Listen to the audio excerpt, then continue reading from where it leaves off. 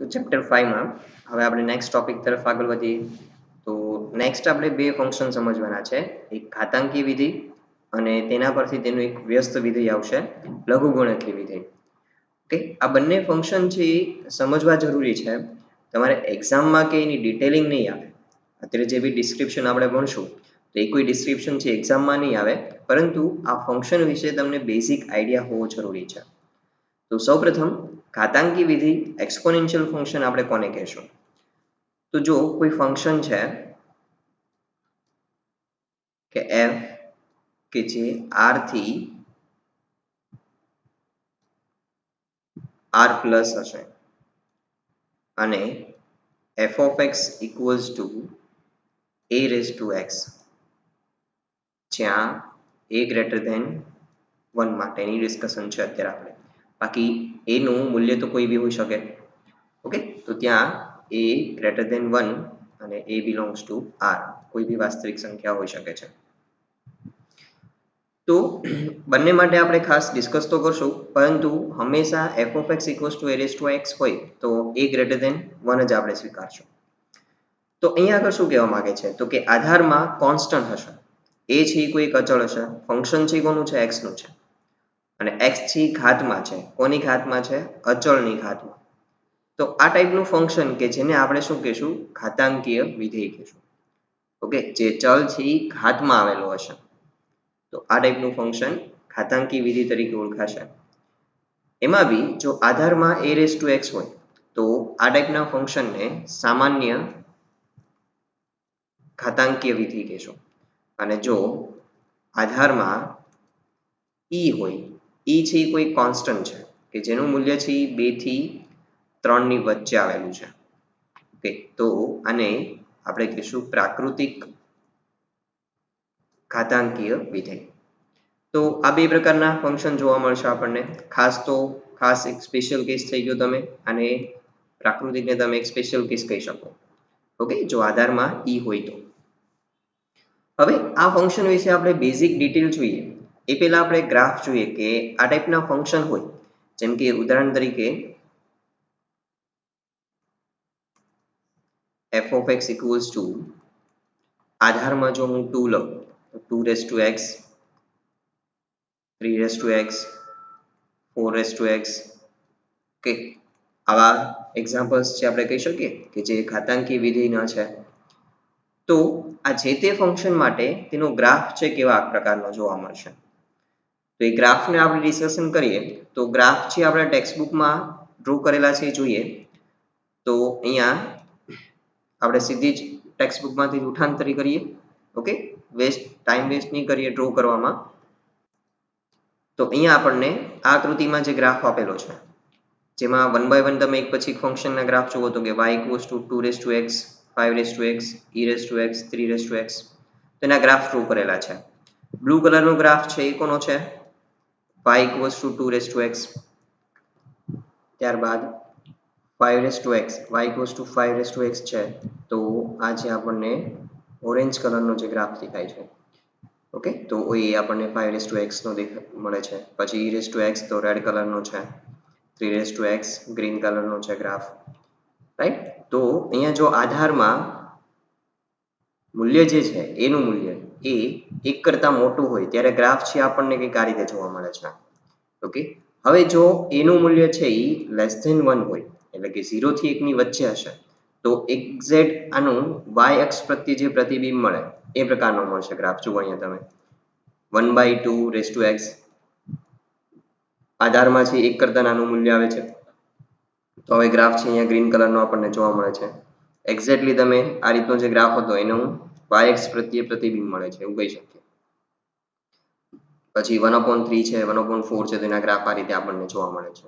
તો આ વાત થઈ ગઈ આપણે એક્સપોનેન્શિયલ એટલે કે ઘાતાંકી વિધેયની વાત. ઓકે, હવે આ જ એક ફંક્શનના આપણે ગુણધર્મ જોઈએ તો હવે ફંક્શનને આપણે સમજી ગયા છીએ કે ભાઈ f of x equals to a raised to x A greater than 0 હોય અને x જે છે એ પણ કોઈક વાસ્તવિક સંખ્યા હોય તેની માટે તો ઘાતાંકીય વિધેય કહીશું આપણે. જનરલી આને આપણે શું કીધું હતું? સામાન્ય ઘાતાંકીય વિધેય. જો a greater than 1 હોય તો x વધે તેમ એફ ઓફ એક્સ વધે છે અને જો લેસ ધેન 1 હોય તો એક્સ વધે તેમ એફ ઓફ એક્સ ઘટે છે. આપણે ગ્રાફમાં જોયું, જો અહીંયા જેમ એક્સ નું મૂલ્ય વધતું જશે, ઓકે, એમ એફ ઓફ એક્સ નું મૂલ્ય પણ વધતું જશે જો ગ્રેટર ધેન 1 હોય તો આધારમાં, અને જો લેસ ધેન 1 હોય તો જેમ એક્સ નું મૂલ્ય વધે છે એમ ફંક્શનનું મૂલ્ય છે ઘટતું જાય છે, ડાઉન આવતું જાય છે. ઓકે, ચલો ત્યારબાદ કોઈ પણ a belongs to r plus માટે ધન વાસ્તવિક સંખ્યા માટે f નો આલેખ હંમેશા 0,1 માંથી પસાર થાય છે. તમે ગ્રાફમાં ઓબ્ઝર્વેશન કર્યું હોય તો અહીંયા જુઓ, દરેકનો ગ્રાફ છે એ 0,1 માંથી પસાર થાય છે, પછી લેસ ધેન 1 હોય કે ગ્રેટર ધેન 1 હોય આધારમાં. ઓકે, કારણ કે x નું મૂલ્ય તમે જો આ ફંક્શનમાં 0 મૂકશો તો આન્સર શું આવશે? હંમેશા 1 જ આવશે. એટલા માટે હંમેશા ઘાતાંકી વિધેય છે એ હંમેશા 0,1 માંથી જ પસાર થશે એનો ગ્રાફ. ઓકે, y અક્ષ પર. પછી જો a બરાબર 1 ન હોય તો f છે એકક અને વ્યાપ્ત વિધેય છે. હવે આના વિશે આપણે ડિટેલિંગમાં ચેપ્ટર નંબર 1 માં સમજવાના છીએ, તો ત્યારે પાછા આપણે જોશું કે ભાઈ એકક અને વ્યાપ્ત વિધેય શું છે. હવે f નો વિસ્તાર છે હંમેશા r પ્લસ જ રહેશે. તો અહીંયા આગળ તમે x નું કોઈ બી મૂલ્ય મૂકશો, ધન મૂકશો કે ઋણ મૂકશો, જવાબ તો હંમેશા પોઝિટિવ જ આવવાનો છે.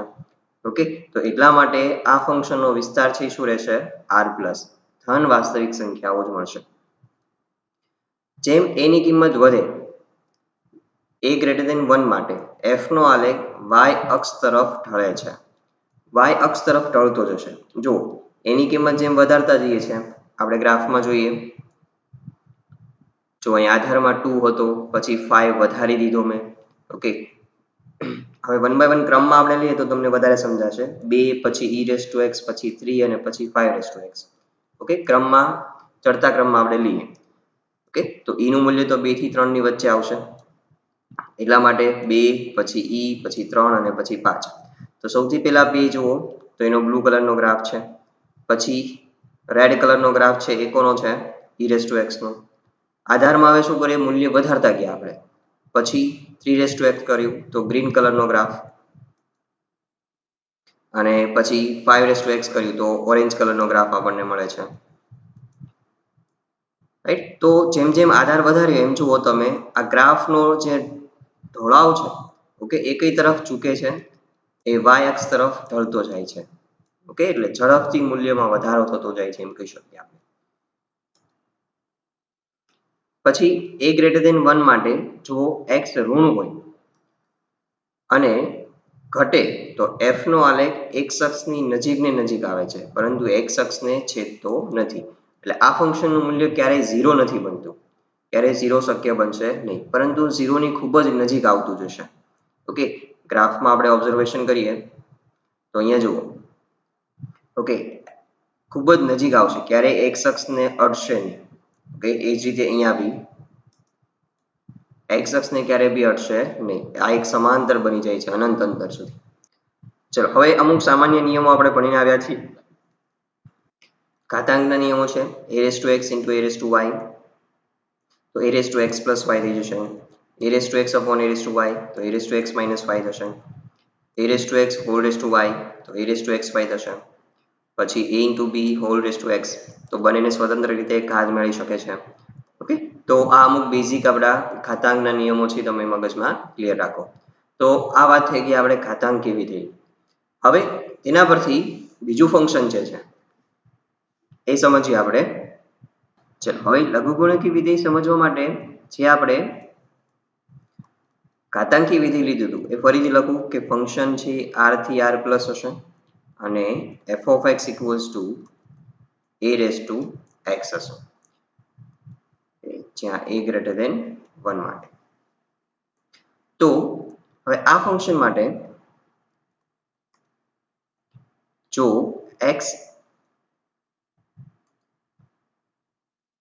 અહીંયા y equals to f of x equals to a raised to x લઈ લો તો મને એક બીજું એક ફંક્શન મળશે કે જે r પ્લસ થી r નું હશે.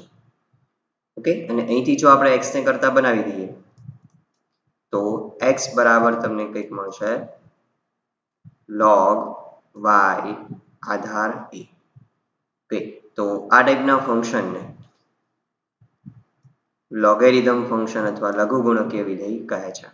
તો અહીંયા જો F of x equals to લખવા માંગુ હું તો એક્સ ની બદલે આપણે અહીંયા આગળ વાય રિપ્લેસ કરી દઉં તો log x Aadhaar a. Okay, તો આ ટાઈપનું ફંક્શન કે જેને શું કહેશું આપણે લઘુગુણકીય વિધેય. Okay, logarithm function. ઓકે, હવે ઉલટી પ્રોસિજર છે કે ભાઈ x ની કઈ ઘાત માટે તમને જે તે મૂલ્ય મળતું હતું. ઓકે, હવે એ ઉલટી પ્રોસિજર જાણવાનો પ્રયત્ન કરશું આપણે. ઇન્વર્સ ફંક્શન કહી શકીએ આપણે. ઓકે, આ ઘાતાંકી વિધિનું શું છે? ઇન્વર્સ ફંક્શન, વ્યસ્ત ફંક્શન, વ્યસ્ત વિધિ તમે કહી શકો. ચેપ્ટર 2 માં બેઝિક ડિટેલ આપણે મેળવ્યું હતું, પણ હજુ વધારે ડિટેલિંગમાં ચેપ્ટર નંબર 1 માં છે. તો અત્યાર પૂરતું આપણે સમજશું કે ખાસ કે આ function a raised to x નું જે ઇન્વર્સ મળશે જેને લોગેરિધમ ફંક્શન કહીશું આપણે. ઓકે, હવે જો અહીંયા આધારમાં a બરાબર 10 હોય તો f of x equals to log x આધાર 10 થશે. તો આ ટાઈપના વિધિને આપણે સામાન્ય લઘુગુણકીય વિધેય કહીશું.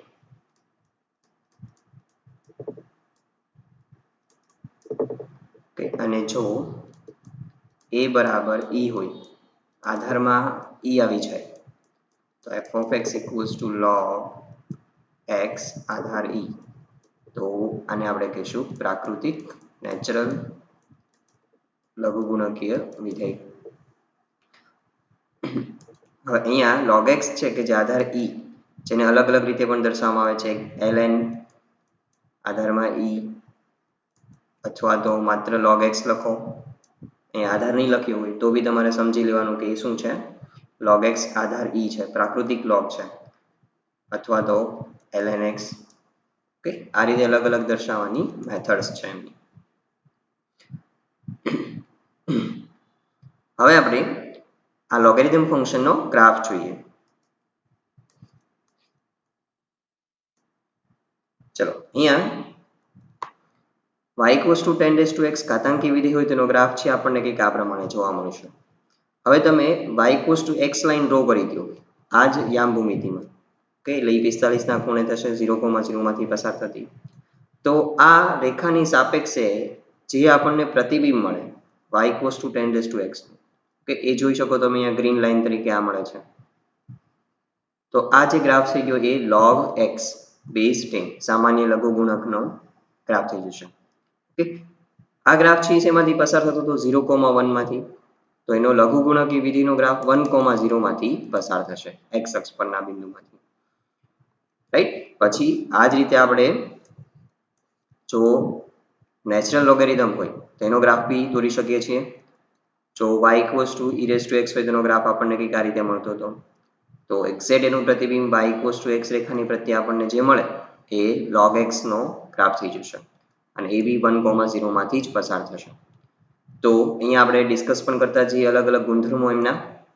તો અહીંયા સૌ પ્રથમ પહેલો ગુણધર્મ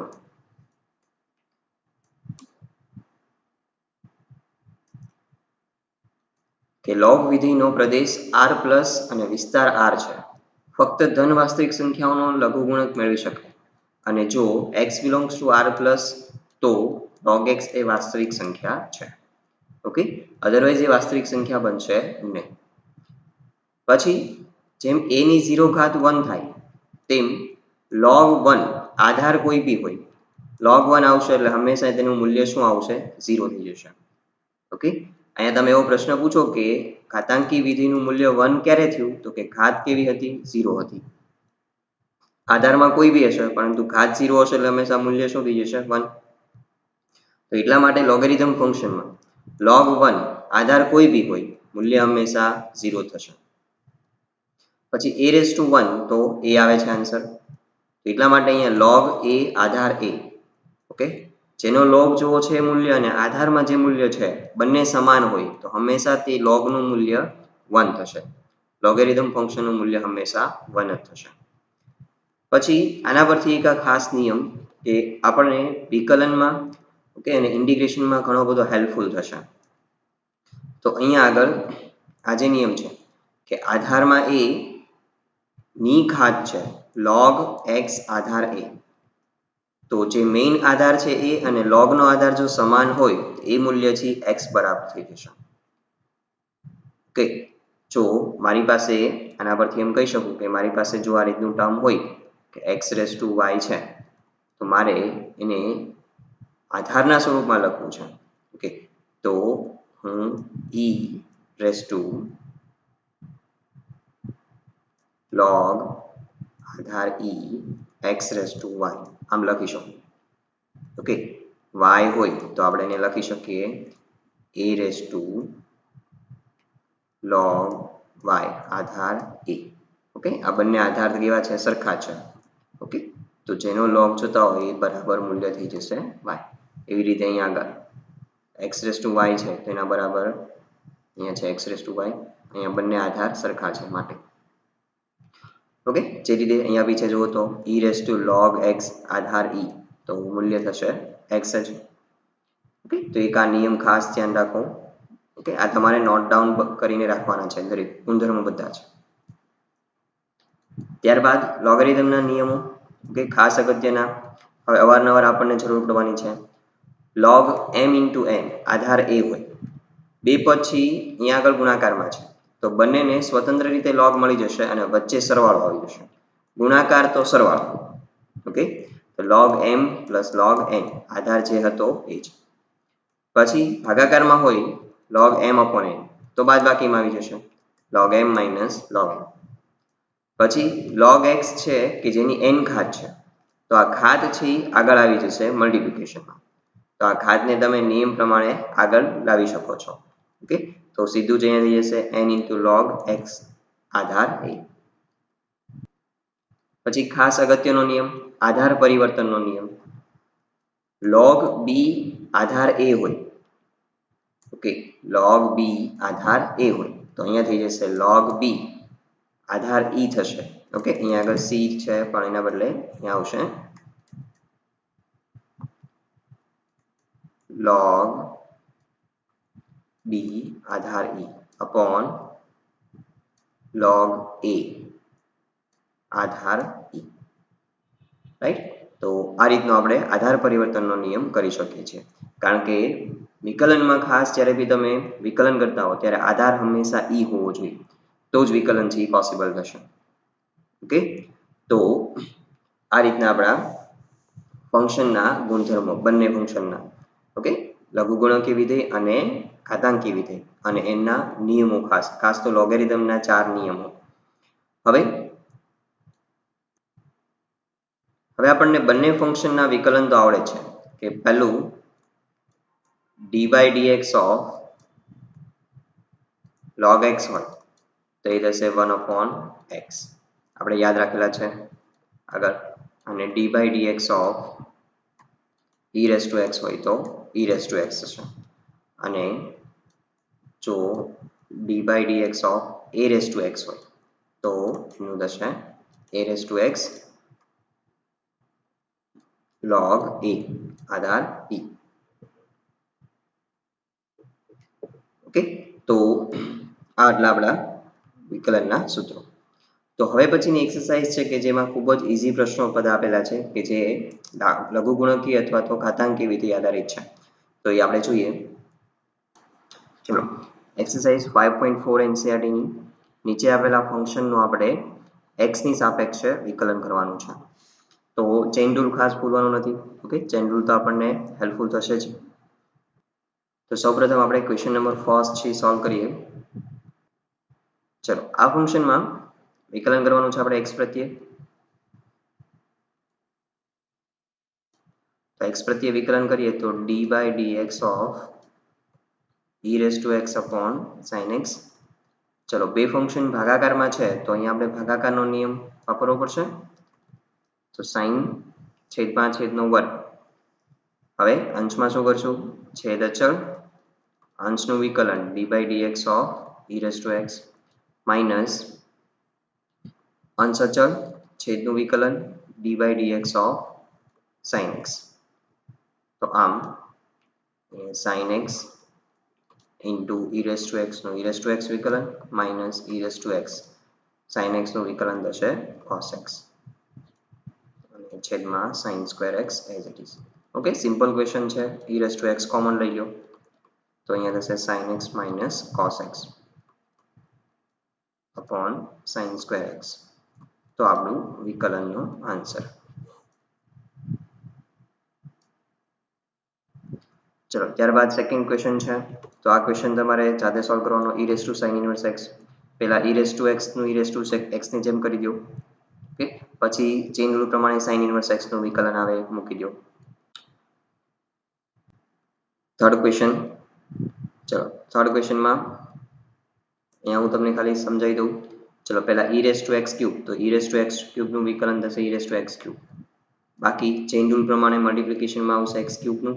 x ક્યુબ નું શું થઈ જશે 3x સ્ક્વેર. તમારે સ્ટેપ વાઇઝ કરવાનું છે. ત્યારબાદ ક્વેશ્ચન નંબર 4. ક્વેશ્ચન નંબર 4 છે આપણે સોલ્વ કરીએ. ચલો અહીંયા વિકલન dy dx of sin of tan inverse e raised to minus x. તો સૌપ્રથમ પહેલા બહારનું ફંક્શન છે sin, તો sin નું વિકલન થઈ જશે cos, એનો એંગલ જે બી છે as it is tan inverse e raised to minus x. ચલો અંદરનું ફંક્શન હવે કોણ આવશે tan inverse, તો અહીં થશે tan inverse e raised to minus x નું વિકલન પછી cos એઝ ઇટ ઇઝ જેનું વિકલન થઈ ગયેલું છે તે તો એઝ ઇટ ઇઝ રહેશે. હવે tan inverse નું વિકલન શું થાય 1 upon 1 plus x square. x એના માટે કોણ છે e raised to minus x, તો e raised to minus x નો વર્ગ. ચલો tan inverse નું થઈ ગયું. તો હવે એનો ખૂણો e raised to minus x, તો d by dx of e raised to minus x. So cos tan inverse e raised to minus x છેદમાં 1 plus e raised to minus 2x લખી શકું. ઓકે, વર્ગ આપી દઈએ એટલે. ચલો અહીંયા થશે e raised to minus x નું e raised to minus x, પાછું ચેઇન રૂલ પ્રમાણે d by dx of જે ઘાત છે minus x એનું બી કરવું પડશે. તો minus x નું વિકલન શું થઈ જશે -1. તો એમ મૂકી દઉં minus e raised to minus x into cos tan inverse e raised to minus x upon 1 plus e raised to minus 2x. So આ આપણું આગળ વિકલન. ચલો ત્યારબાદ log cos e raised to x. Okay, હવે તમે કરી શકો. પછી 6 માં e raised to x થી શરૂ કરીને e raised to x raised to 5 સુધી છે. તો 1 by 1 બધાનું જ વિકલન કરીને મૂકી દો. વચ્ચેના બે પદ નથી લખ્યા, e raised to x cube plus e raised to x raised to 4. Okay, તો એ લખીને તમે માત્ર વિકલન કરતા જાઓ. ઓકે, આ ક્વેશ્ચન નંબર 3 ની જેમ જ છે. હવે ક્વેશ્ચન નંબર 7 છે કરાવું. ચલો d by dx of e raised to root x વર્ગમૂળમાં છે, તો વર્ગમૂળમાં આપણે શું લખી શકીએ 1/2 લખી શકીએ એની ઘાત. ઓકે, તો વિકલન કરવામાં ઈઝી રહેશે. તો આખું ફંક્શન છે કે જેની ઘાત છે 1/2, તો 1/2 ઘાત આવી એટલે પહેલું ફંક્શન થઈ જશે. તો અહીંયા 1/2 ને આગળ લઈ લઈશ e raised to root x. ચલો 1/2 minus 1 એટલે -1/2 થઈ જશે ઇન્ટુ ચેઇન રૂલ પ્રમાણે d by dx of e raised to root x. ચલો આ માઇનસ ઘાતને છેદમાં જવા દઉં તો એ થઈ જશે 1 upon 2 વર્ગમૂળમાં લખી શકું e raised to root x. ચલો into e raised to root x, તો e raised to x ની જેમ e raised to x જ રહેશે, e raised to root x થશે અહીંયા into d by dx of root x. Okay, chain rule પ્રમાણે પાછું root x શું આવશે. હવે અહીંયા e raised to root x છે ને છેદમાં e raised to root x નું વર્ગમૂળ છે. ઓકે, તો એક વખત કેન્સલ થઈ જશે કારણ કે અંશમાં જે e raised to root x છે તો એને આ રીતે લખી શકું વર્ગમૂળમાં e raised to root x into વર્ગમૂળમાં e raised to root x. આવા રીતે તમને વધારે સમજાશે. 2 ઇન્ટુ વર્ગમૂળમાં e raised to root x. ચલો root x નું વિકલન શું થશે 1 upon 2 root x. તો આમ બંને કેન્સલ થઈ જશે. તો હવે વધે છે વર્ગમૂળમાં e√x છેદમાં 4√x. તો આ આપણો આન્સર. ચલો ક્વેશ્ચન નંબર 8 ઈઝી છે. Okay, log of log x નું તમારે વિકલન કરવાનું છે. પહેલું ફંક્શન બહારનું log જેનું વિકલન થશે 1/log x અને પછી log x નું 1/x. ઓકે, ઈઝીલી પતી જશે. અહીંયા ભાગાકારનો નિયમ વાપરી દો ક્વેશ્ચન નંબર 1 ની જેમ. પછી tan પહેલું ફંક્શન cos છે, પછી અંદર બે ફંક્શન સરવાળામાં છે.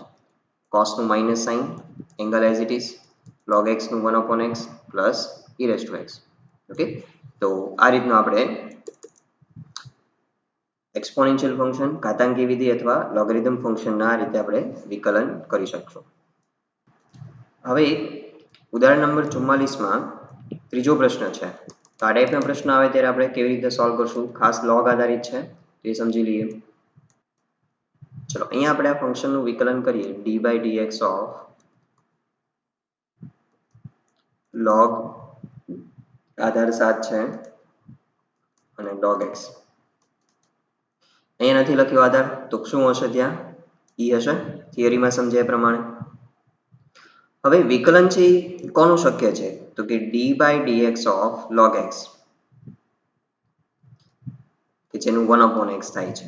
તો અહીંયા આગળ આધારમાં શું હોવું જોઈએ? e, તો જ વિકલન છે એનું 1/x થશે.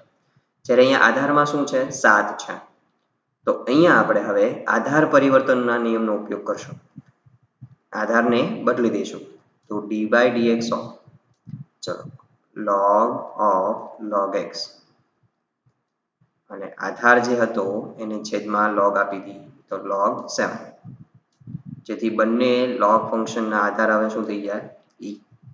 ઓકે, તો અહીંયા આપણે શું યુઝ કર્યું છે? આધાર પરિવર્તનનો નિયમ.